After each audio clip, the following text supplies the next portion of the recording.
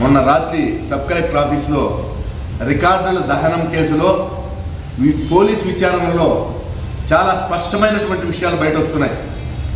నిజానికి మంత్రి పెద్దిరెడ్డి రామచంద్రారెడ్డి గారు అధికారం ఎప్పటికీ శాశ్వతంగా ఉంటుందనుకుని ఆయన తన అనుయాయుల్ని ఇక్కడ బ్రోకర్లుగా పెట్టుకుని సాగించినటువంటి దందా డీఫారం పట్టా భూములు 22A రిజిస్టర్లో ఉన్నటువంటి భూములన్నింటినీ ఈ ఏజెంట్లు గుర్తించి ముఖ్యంగా మదనపల్లి, పుంగనూరు, తంబల్లపల్లి, పీలేరు ప్రాంతాల్లో పెద్ద ఎత్తున ఈ డీఫారం పట్టా భూములన్నింటినీ కూడా ఆక్రమించుకొని అవకతవకలకు పాల్పడ్డారు.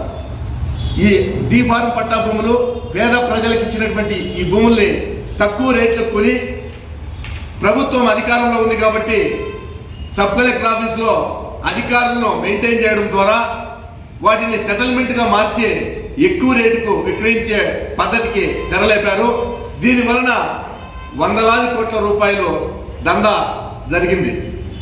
ఇక్కడ బైపాస్ రోడ్లో మదనపల్లిలో ముఖ్యంగా ఇరిగేషన్కి సంబంధించిన చెక్ డ్యామ్ కూడా ఒకటి కూల్చేసి ఆ చెక్ డ్యామ్ కూల్చేసిన ప్రాంతంలో ఉన్న 5 ఎకరాల డీకేటీ భూమిని మంత్రి పెద్దిరెడ్డి రామచంద్రారెడ్డి గారు తన భార్య స్వర్ణలత పేరుతో దానికి పట్టా చేసుకున్నారు. ఆ వాళ్ళకు సహకరించినటువంటి వాళ్ళలో ముఖ్యంగా సిటిఎం ప్రాంతంలో ఒక పత్రికలో పనిచేసినటువంటి ఒక వ్యక్తి, ఒక మార్కెట్ కమిటీలో పనిచేసినటువంటి ఒక వ్యక్తి, ఈరోజు మున్సిపాలిటీలో ఒక అత్యున్నతమైన స్థానంలో ఉన్నటువంటి ఒక వ్యక్తి, సిటిఎం రోడ్లో ఉన్నటువంటి ఒక వ్యక్తి, వీళ్ళందరినీ బ్రోకర్గా తీసుకున్నారు. మోహన్ రెడ్డి అనే వ్యక్తి వీరందరికీ గ్రూప్ లీడర్గా వ్యవహరించాడు.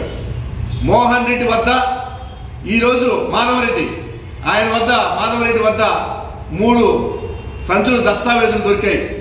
వీటన్నిటి భూముల విలువ దాదాపు పుంగనూరు నియోజకవర్గంలో 2000 ఎకరాలు, మదనపల్లి నియోజకవర్గంలో 1000 ఎకరాలు, పీలేరు నియోజకవర్గంలో అప్పుడు ప్రతిపక్ష నేతగా ఉన్నటువంటి కిరణ్ కుమార్ రెడ్డి గారు ఎంతో పోరాడి ఆ భూములన్నింటినీ కూడా హైకోర్టులో పిటిషన్ వేసి తిరిగి వాటిని స్వాధీనం చేసుకున్నారు. అక్కడ ఒక బాలికల గురుకుల పాఠశాలకు సంబంధించిన స్థలం కూడా కబ్జాకు గురైతే దాన్ని కూడా అక్కడ విద్యార్థులతో కలిసి ధర్నా చేసి ఆయన దాన్ని విడిపించడం జరిగింది. ముఖ్యంగా మదనపల్లి ప్రాంతంలో జరిగినటువంటి భూ ఆక్రమణల్ని, భూదందాలని సమగ్రంగా విచారణ జరిపించాలి. పుంగనూరు రోడ్లో ఒక దళితులకు సంబంధించిన భూమిని అక్కడ ఒక పెట్రోల్ బంక్ యజమాని ఫ్లాట్లు వేసి ఆ ఫ్లాట్లను అమ్ముకుంటున్నాడు. 1.5 ఎకరా భూమి ఆర్డీఓ మురళి గారు బినామీ పేరుతో పెట్టడం జరిగింది చాలా స్పష్టంగా మేము చెప్తున్నాం.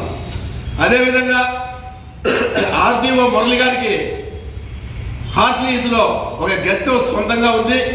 అతని అల్లుడు హార్స్లీస్ కొండ కింద 60 ఎకరాల డీఫారం పట్ట బినామీ పేరుతో పెట్టుకున్నారు. వీటన్నిటి మీద సమగ్ర విచారణ చేసి దోషులను కఠినంగా శిక్షించాల్సిందిగా ఈ సందర్భంగా కోరుతున్నాం.